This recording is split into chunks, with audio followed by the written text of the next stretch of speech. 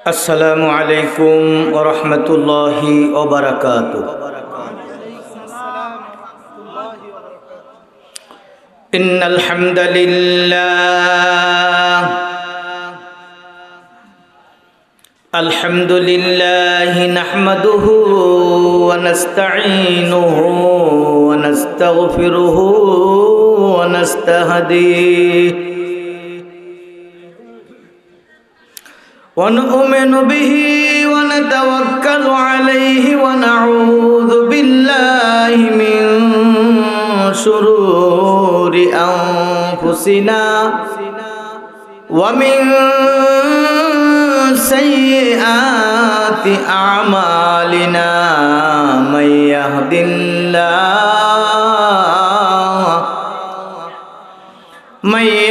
الله فلا مضل له ومن يضلله فلن تجد له وليا مرشدا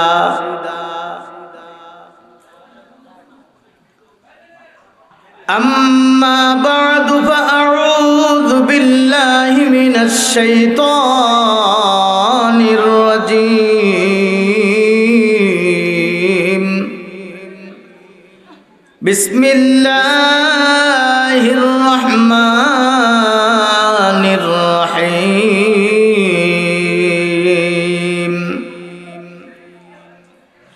قل أوحي إلي أنه استمع نفر من الجن فقالوا إنا سمعنا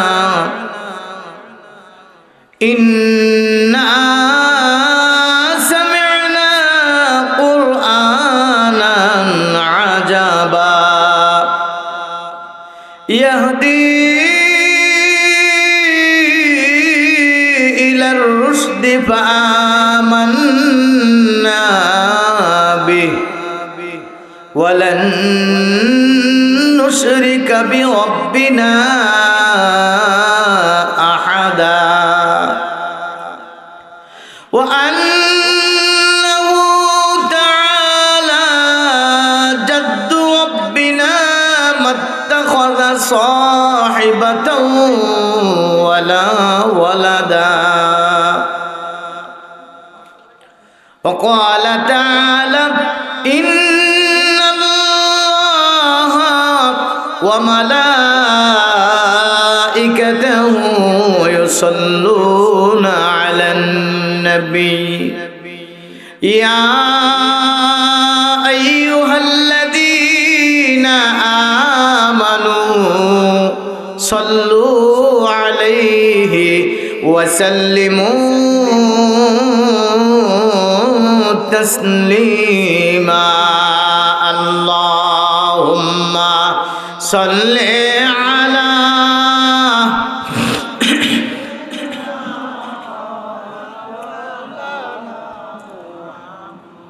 وعلى آل سيدنا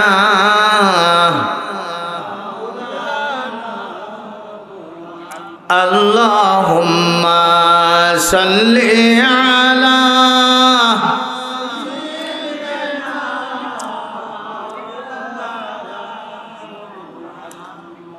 وعلى آل سيدنا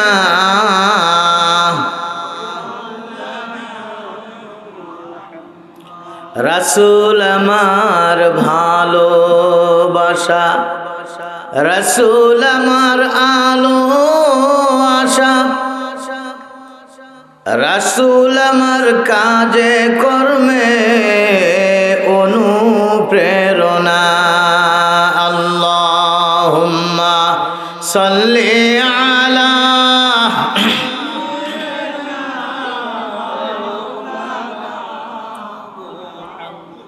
وعلى آل سيدنا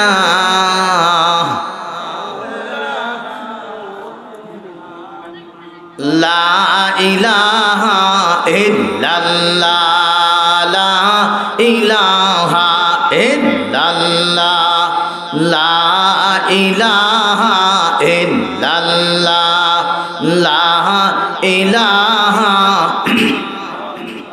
জোরে লা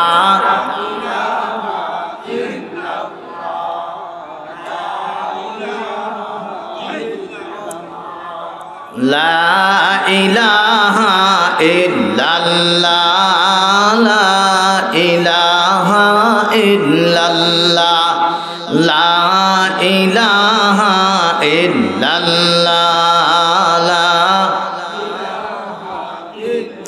এসো না আল্লাহর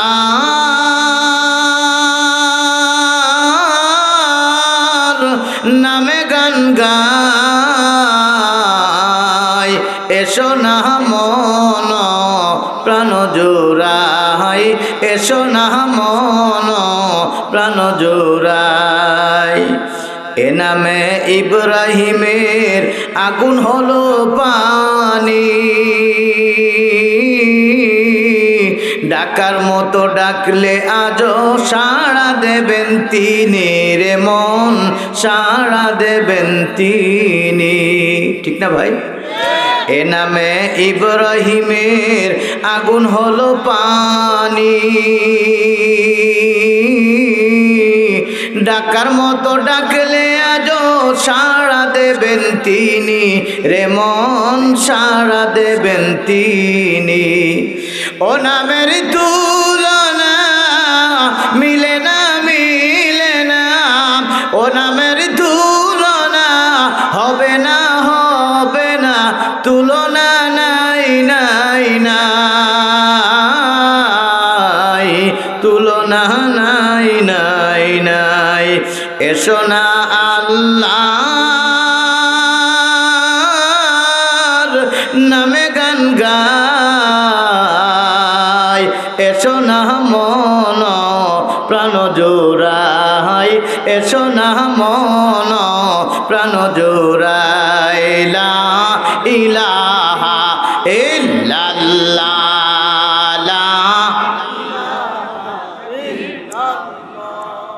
লা ইলাহা ইল্লাল্লাহ লা ইলাহা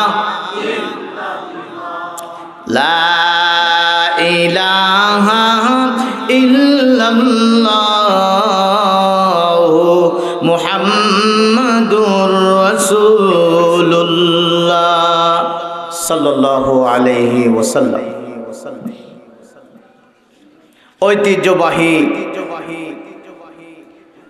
খিরাটি গ্রামের সুতিরকান্দা আব্দুর রশিদ হাফেজিয়া মাদ্রাসা ও ইয়াতিমখানার হাফেজ ছাত্রদের বিস্তারে ফজিলত প্রদান উপলক্ষে আয়োজিত দশম বার্ষিকী তাফসিরুল কোরআন মাহফিলের সামিয়ানার নিচে বসা আমার পিতৃতুল্য মুরব্বি বাবাজিরা, যুবক আমার সোনামানিকেরা, ছোট্ট ছোট্ট মাসুম সন্তানেরা, মহিলা প্যান্ডেলে আশেপাশে বাড়িতে বসা মায়েরা, বোনেরা, আল্লাহ রাব্বুল আলামিনের দরবারে আমরা শুকরিয়া আদায় করছি, যিনি দয়া করে মায়া করে কোরআনের এই তাফসীরের জলসায় আসার আর বসার সুযোগ দিয়েছেন। এটা আল্লাহ রাব্বুল আলামিনের মঞ্জুরির ব্যাপার। আল্লাহর রাসূল হাদিস শরীফে বলেছেন, ইন্নাল্লাহা ইউতিদ দুনিয়া মান ইউহিব্বুহু ওয়া মান লা ইউহিব্বুহু। দুনিয়ার শান শৌকত, পদ পদবী, টাকা পয়সা, সম্পদ, সন্তান, বাড়িঘর, এইগুলা আল্লাহ যাকে ভালোবাসেন তারেও দেন, যারে ভালোবাসেন না তারেও দেন। ওয়ালা ইউতিদ দীনা ইল্লা মান ইউহিব্বুহু।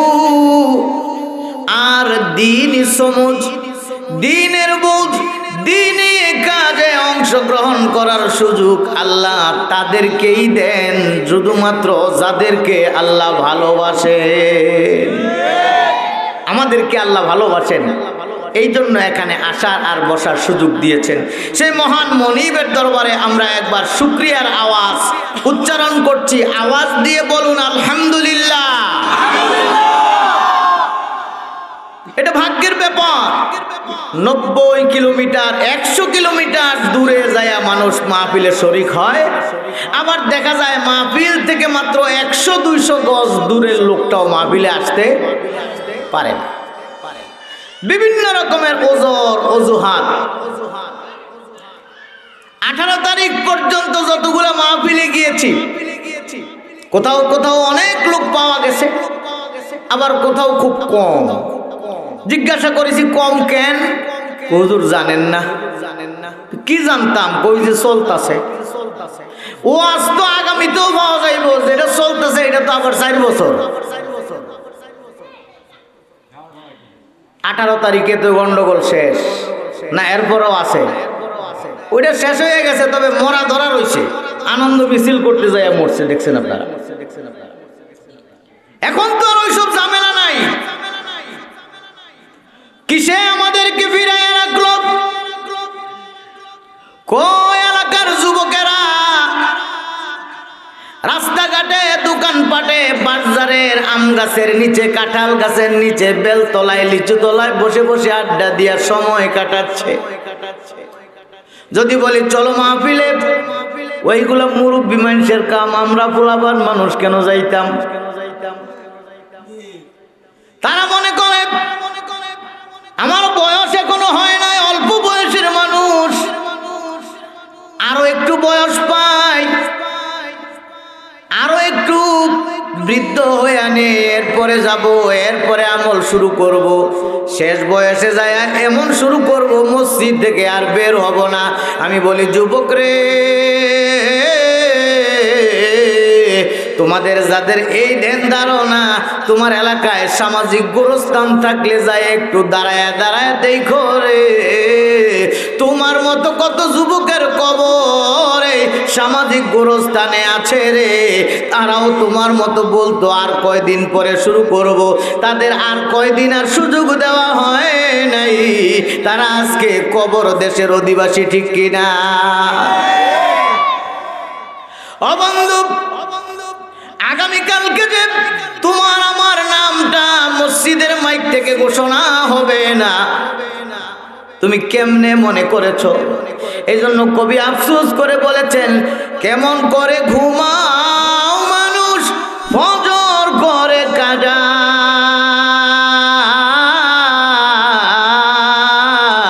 এমনও তো হতে পারে জুহরে জানাজা তোমার, এমনও তো হতে পারে জুহরে জানাজা, ঠিক না?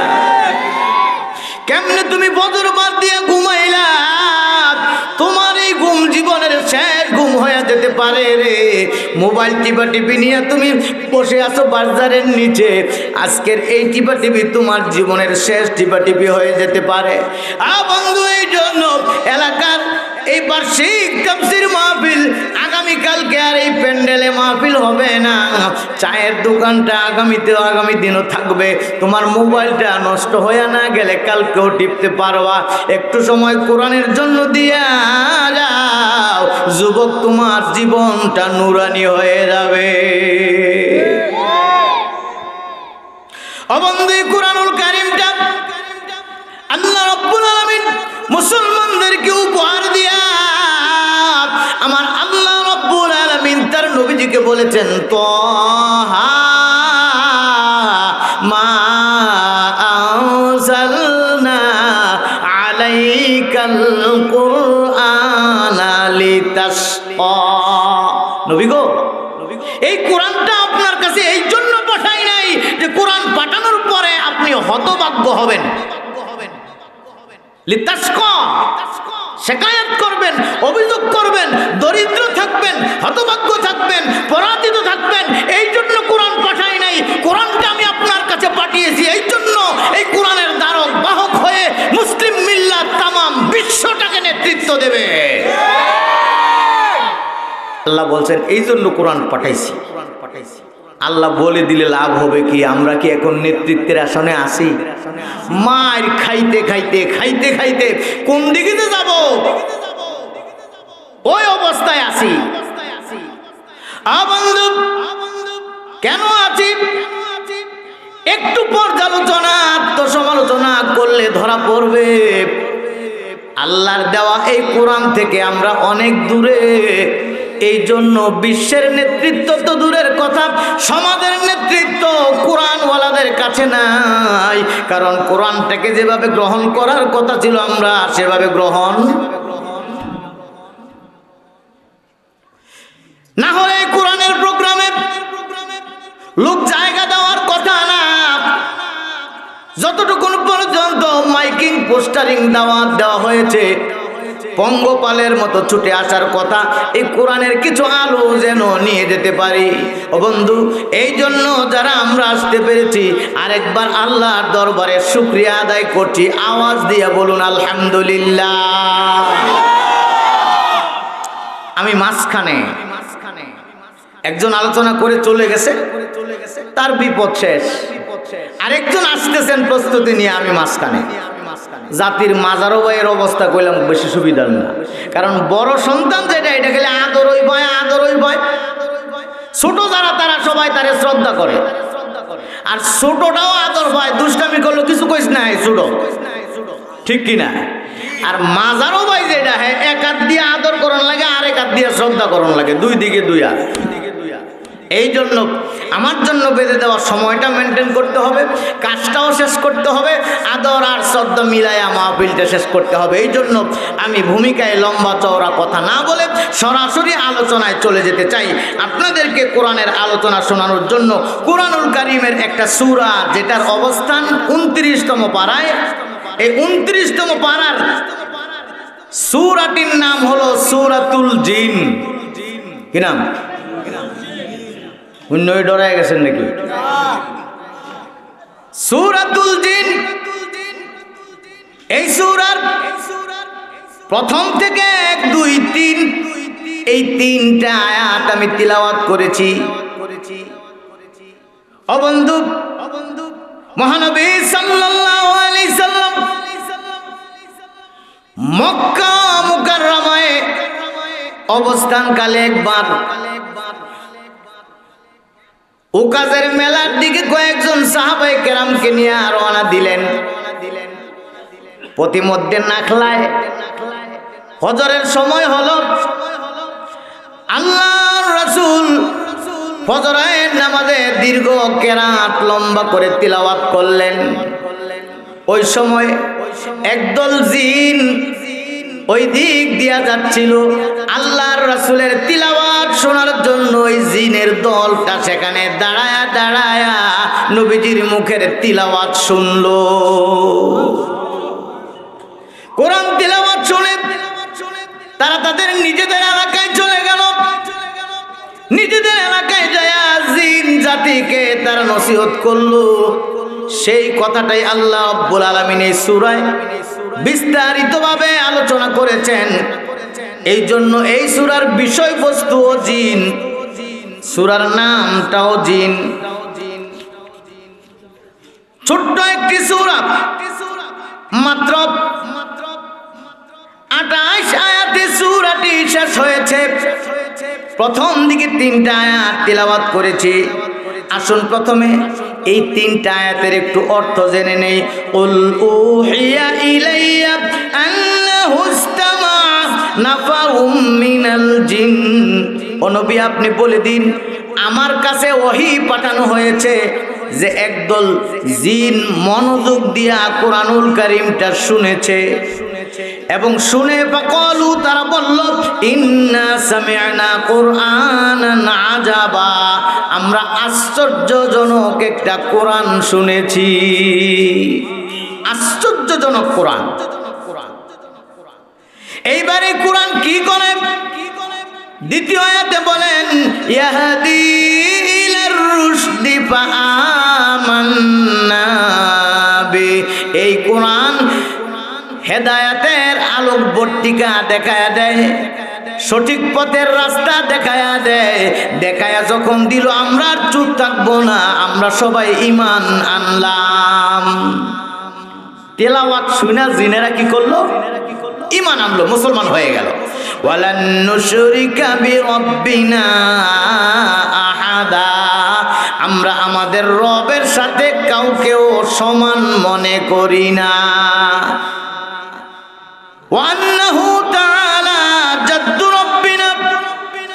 আসমানের রব আল্লাহ রব্বুল আলামিনের মর্যাদা অতি উচ্চতায়।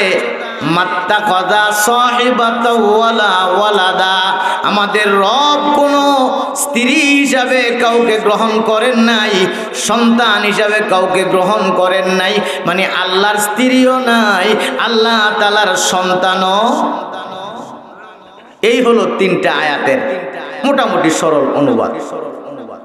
এবার আসুন আমরা একটু ভিতরে ঢুকি। আল্লাহ রাব্বুল আলামিন এই জিন জাতিকে দিয়া কোরআন শোনাইলেন, আল্লাহ রাসূল নিজেও সেটা জানতেন না। এই জন্য নবীজির কাছে ওহী পাঠানো হয়েছে এই সূরা দিয়া। ও নবী, আপনি বলুন আমার কাছে ওহী পাঠানো হয়েছে। জিনেরা কোরআনুল কারীমটা শুনেছে, ইস্তামা শুনেছে, মনোযোগ দিয়া শুনেছে। ইসমা সামিয়া এটাও শোনা, আর ইস্তামা এটাও শোনা। দুই শোনার মধ্যে হইল একটা শুধু শুধু শুনছে আর এই পর্যন্ত শেষ, আর গভীর মনোযোগ দিয়া যেটা শোনা এটার নাম হলো ইস্তেমা।